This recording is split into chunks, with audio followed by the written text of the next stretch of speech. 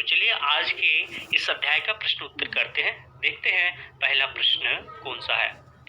देखिए पहला प्रश्न है कि खेती बाड़ी से जुड़े गृहस्थ बाल गोविंद भगत अपनी किन चारित्रिक विशेषताओं के कारण साधु कहलाते थे। तो इसका हम उत्तर करेंगे कि बाल गोविंद भगत खेती बाड़ी से जुड़े व्यक्ति थे, लेकिन उनका व्यक्तित्व ऐसा था कि लोग उन्हें साधु कहकर पुकारते थे। बाल गोविंद भगत अपने मस्तक पर रामानंदी टीका लगाते थे और गले में तुलसी की बेडोल माला पहनते थे। उनके शरीर पर एक कबीरपंथी टोपी और सिर्फ एक लंगोट होते थे। वह किसी अन्य का सामान बिना पूछे उपयोग नहीं करते थे और सुबह शाम भक्ति में लीन रहते थे। वे स्वभाव से बिल्कुल खरे थे। बाल गोविंद भगत के इन्हीं चारित्रिक विशेषताओं के कारण उन्हें साधु कहा जाता था। तो इस तरह हम पहले प्रश्न का उत्तर करेंगे। देखते हैं दूसरा प्रश्न कौन सा है। देखिए दूसरा प्रश्न कि भगत की पुत्र वधू उन्हें अकेला क्यों नहीं छोड़ना चाहती थी। तो हम इसका उत्तर करेंगे कि भगत की पुत्रवधू उन्हें अकेला इसलिए नहीं छोड़ना चाहती थी क्योंकि भगत की बेटी की मृत्यु के बाद उनके रिश्तेदार में सिर्फ पुत्रवधू ही बची थी। पुत्रवधू को यह लगा कि यदि वह भी उन्हें छोड़कर चली जाएगी तो उनकी देखभाल और सेवा कौन करेगा, बीमार पड़ने पर उन्हें दवा पानी कौन देगा। तो इस तरह हम ये दूसरे प्रश्न का उत्तर करेंगे। अब देखते हैं हम तीसरा प्रश्न। तीसरा प्रश्न है भगत ने अपने बेटे की मृत्यु पर अपनी भावनाएं किस तरह व्यक्त की। तो इसका उत्तर हम करेंगे कि जब भगत के बेटे की मृत्यु हुई तो उन्होंने शव को आंगन में लेटाकर सफेद चादर से ढक दिया और बगल में बैठकर भजन गाने लगे। बीच बीच में वे अपनी रोती हुई पतोहू के पास जाकर उनसे चुप रहने के लिए कहते और समझाते थे कि यह रोने का वक्त नहीं बल्कि खुशियां मनाने का वक्त है, क्योंकि आत्मा का मिलन परमात्मा से हो गया है और यही मुक्ति है। तो इस तरह हम तीसरे प्रश्न का उत्तर करेंगे। देखते हैं चौथा प्रश्न। चौथा प्रश्न है कि भगत के व्यक्तित्व और उनकी वेशभूषा का अपने शब्दों में चित्र प्रस्तुत कीजिए। तो इसका उत्तर हम करेंगे कि बाल गोविंद भगत बिल्कुल सीधे साधे व्यक्तित्व के स्वामी थे। उनके माथे पर एक कबीरपंथी टोपी रहती थी और वस्त्र के नाम पर सिर्फ एक लंगोट धारण करते थे। वे माथे पर रामानंदी टीका लगाते थे और गले में तुलसी के बेडोल माला पहनते थे। ठंड के दिनों में वे एक काली कमली ओढ़ लिया करते थे।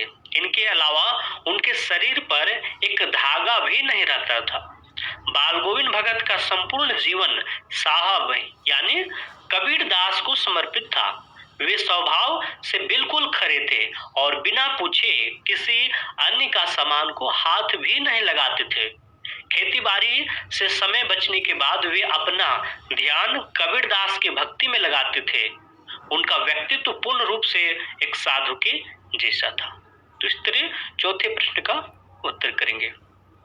पांचवा प्रश्न देखिए कि बाल गोविंद भगत की दिनचर्या लोगों के अचरज का कारण क्यों थी। यहाँ अचरज है। तो इसका उत्तर हम करेंगे कि बाल गोविंद भगत मोह माया से दूर एक साधु के जैसे व्यक्ति थे। उनके दिन भर के क्रियाकलाप कबीर दास की भक्ति से ही जुड़ी हुई थी। वह सुबह सूर्योदय से पहले ही उठ जाते थे और मौसम की परवाह किए बिना घर से 2 मील दूर नदी जाकर और वहां से नहाकर गांव के बाहर वाले तालाब के पिंड पर बैठकर भजन गाते थे एवं खंजरी बजाते थे। जब खेती का मौसम नहीं रहता था तब वह अधिकतर समय कबीर जी की कोठी पर व्यतीत करते थे। शाम के समय में अपने आंगन में बैठकर प्रेमी लोगों के साथ भजन कीर्तन गाते थे और उनकी इस दिनचर्या में कभी भी बदलाव नहीं होता था। इसी कारण उनकी दिनचर्या लोगों के अचरज के कारण थी। तो इस तरह 5वें प्रश्न का उत्तर करेंगे। छठा प्रश्न देखिए कि पाठ के आधार पर बाल गोविंद भगत के मधुर गायन की विशेषताएं लिखिए। तो इसका उत्तर हम करेंगे कि बाल गोविंद भगत हमेशा मधुर आवाज में भजन गाते थे। वह जब गाते थे तो उनकी सुर में एक समान लय ताल सुनाई पड़ता था। सावन के दिनों में जब वे खेत की मेड़ पर बैठकर या हल चलाते हुए गाते थे तो अन्य खेतों के धान रोपती हुई महिलाओं के हाथ उनके सुर और ताल के साथ उठते और गिरते थे। यहाँ तक कि किसानों एवं बैलों के पांव भी एक लय से उठते और गिरते थे, और जब उनकी स्वर लहरियां तेज हो जाते थे तो लोग इतने मंत्र मुग्ध हो जाते थे कि कुछ के पांव स्वतः छिड़कने लगते थे। तो अब देखिए 7वें प्रश्न का उत्तर करेंगे कि कुछ मार्मिक प्रसंगों के आधार पर यह दिखाई देता है कि बाल गोविंद भगत प्रचलित सामाजिक मान्यताओं को नहीं मानते थे। पाठ के आधार पर उन प्रसंगों का उल्लेख कीजिए। तो 7वें प्रश्न का उत्तर करेंगे कि बाल गोविंद भगत समाज में प्रचलित पुरानी एवं तकियानुसी परंपरा को नहीं मानते थे। इस संबंध में पाठ में आए कुछ प्रसंग जो है निम्नलिखित है। देखिए लिखेंगे क में कि बाल गोविंद भगत ने बेटी की मृत्यु पर शोक मनाने के बजाय खुश होने की बात की।